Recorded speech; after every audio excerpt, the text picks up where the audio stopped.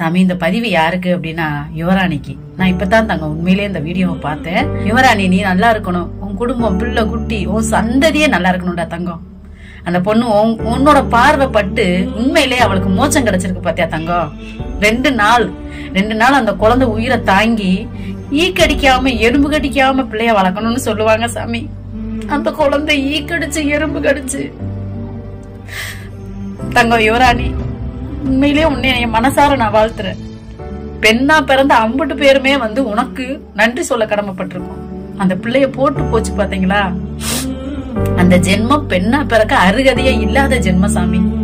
கோயில் குளமா அலையிறாங்க, பிள்ளை வர வேண்டி கோயில் குளமா அலையிறாங்க. அவங்களுக்கெல்லாம் அந்த கடவுள் கருணைய காமிக்காம திருட்டுத்தனமா பிள்ளை பெத்துக்கிறவங்களுக்கு எல்லாம் நான் ஒண்ணு சொல்லிக்கிறேன் சாமி. எத்தனையோ தொட்டில் குழந்தை திட்டம் இருக்கு, ஆதரவற்றோர் இல்ல இருக்கு. இதுல எங்கேயாவது ஒரு பக்கம் அந்த பிள்ளைய நிம்மதியா கொடுத்துட்டு போங்க.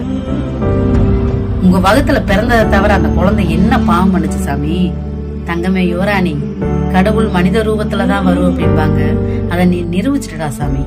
நீ நல்லா இருக்கணும்டா தங்க யுவராணி.